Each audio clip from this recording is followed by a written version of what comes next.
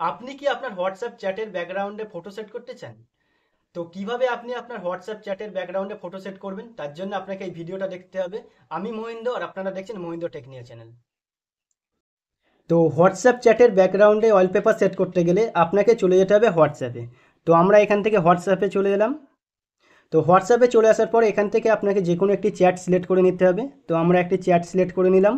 তো chat select করে নেওয়ার পর থ্রি ডট বলে যে অপশানটি আছে ওখানে আপনারা টাচ করবেন। ওখানে টাচ করার পর নিচের দিকে ওয়ালপেপার বলে একটি সেটিং আছে, এখানে আপনি টাচ করবেন। তো এখানে টাচ করার পর এখানে এরকমভাবে ইন্টারফেস শো করবে। তো নিচেতে দেখবেন যে চেঞ্জ বলে একটি অপশান আছে, এখানে টাচ করবেন।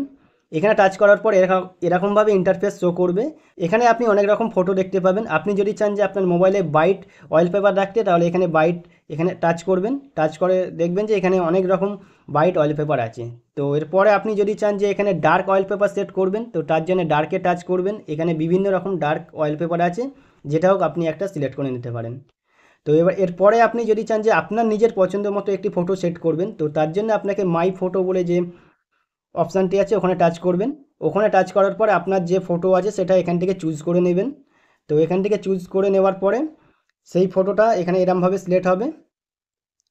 তো এরপরে আপনাকে এখানে নিচে সেট ওয়ালপেপার বলে যে অপশানটি আছে এখানে আপনাকে টাচ করতে হবে। তো এখানে টাচ করার পর এখানে একটা অপশান চাইবে, আপনি কি এই যে চ্যাট হিস্ট্রিতে করতে চাইছেন সেই হিস্ট্রিতেই শুধু এটা থাকবে, তার জন্য এখানে ওকে করে দিবেন। তো দেওয়ার পরে আপনার হচ্ছে এরকমভাবে শো করবে। তো এরপর আপনারা ব্যাক করবেন। তো ব্যাক করে এবং দেখতে পাবেন যে আপনার যে চ্যাট হিস্ট্রিতে আপনি ব্যাকগ্রাউন্ডে ওয়ালপেপারটা সেট করেছেন সেটি সেই চ্যাট হিস্ট্রির ব্যাকগ্রাউন্ডে এরকমভাবে ওয়ালপেপারটা সেট হয়ে গেছে। তো খুবই অল্প সময়ের মধ্যে আপনি আপনার হোয়াটসঅ্যাপ চ্যাটের ব্যাকগ্রাউন্ডে ফটো সেট করতে পারবেন। তো এই ভিডিওটা যদি আপনার ভালো লেগে থাকে তাহলে লাইক শেয়ার কমেন্ট আর সাবস্ক্রাইব করে দিও।